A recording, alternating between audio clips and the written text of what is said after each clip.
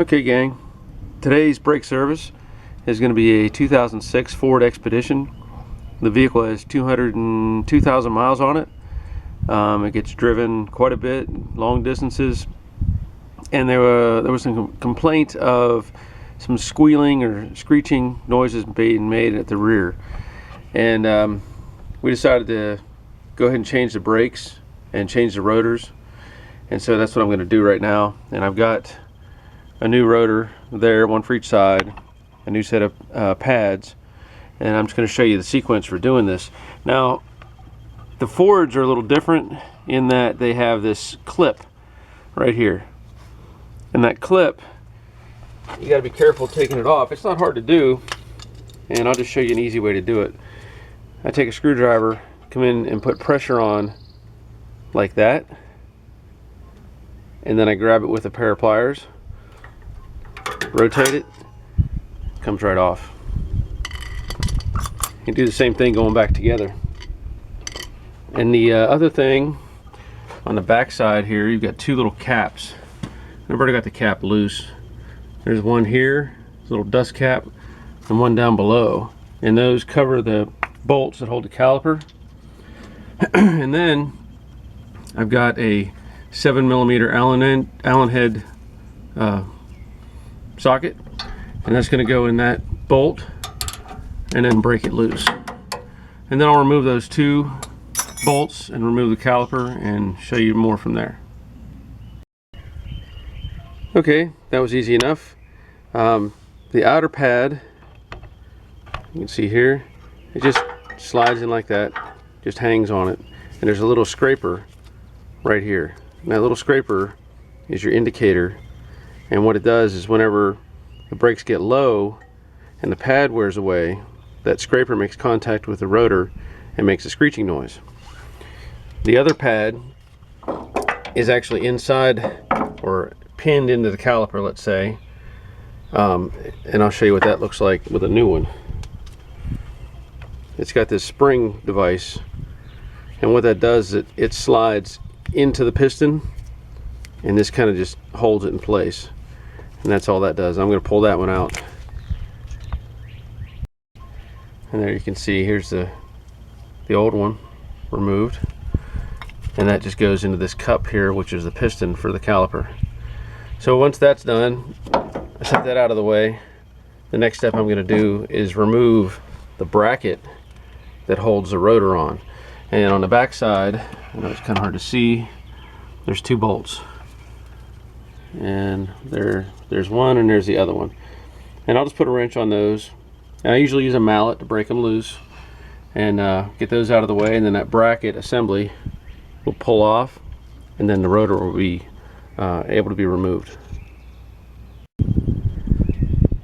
Okay, the bolts that hold this bracket on are 18mm, and after getting those unthreaded and out of the way, the bracket, which is fairly simple, comes off, and then the rotor comes off. And this rotor has a set of brake shoes on the inside, which are the parking brake. And you can get a chance to look at those too. These look like they're okay, so I'm not going to worry about those. And I'll clean everything up, and they go back together with the new parts.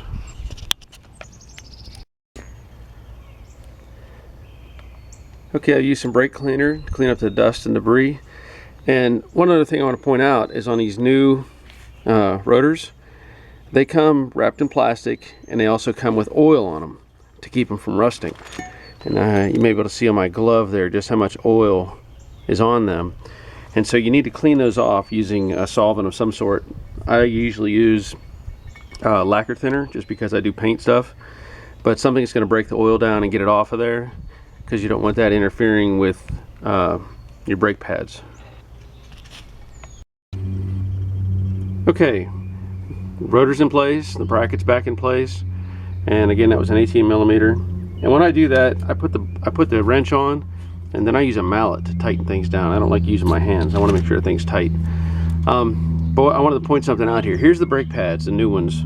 These are the outer pads, one for each side. And if you look, they have scrapers that are opposite each other.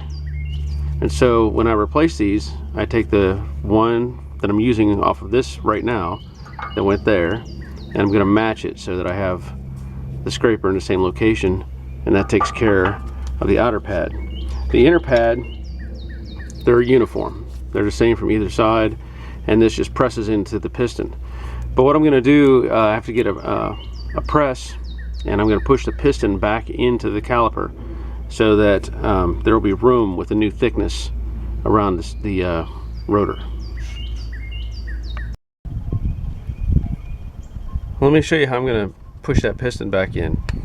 I'm going to take the old pad from the outside, put it against that piston, and I'm going to use this tool, which is a relatively cheap tool from the parts store, and all it does is slips inside like that, and then you tighten this, and it puts pressure against the pad and just compresses it. Now I go nice and slow when I do this. I don't want to force it. And also I'm going to check the reservoir under the hood, because if somebody has serviced it and filled that reservoir with fluid, when I compress this, it's going to backfill the reservoir and it has a chance of overflowing. Hopefully I didn't do that and I don't have to deal with it, but if I do, I actually use an old like a turkey baster to draw out fluid and then put it in a bottle, and that way it doesn't go all over the place. Okay, I compressed the piston, pushed the new caliper or the new pad with the spring clip into the piston, and all I'm going to do now is mount the caliper onto the bracket and put the bolts back in. Okay, now that that's together, what I'm going to do is take some of the grease lubricant that comes with the kit, and I'm going to put it on both of these bolts. Hopefully you can see that there. And that's going to help with the sliding action of these bolts in the caliper. So I'll do that. Replace that one.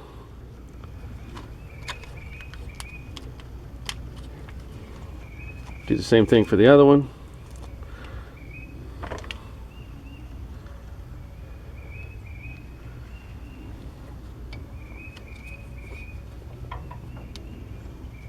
And then I'll put the caliper back on, making sure that the bolts aren't sticking out too far, that they hit the bracket itself.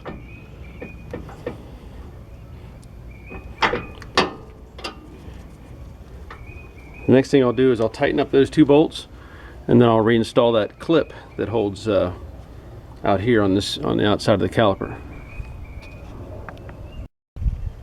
Okay, now that the caliper's back on, I'm going to reinstall these little dust covers, protect those bolt heads,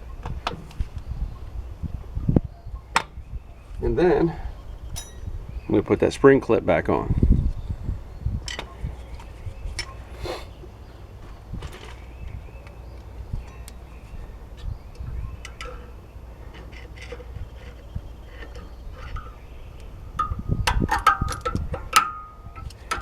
And that's it. And that takes care of changing the brakes on the rear of this 2006 Ford Expedition. Thanks for watching.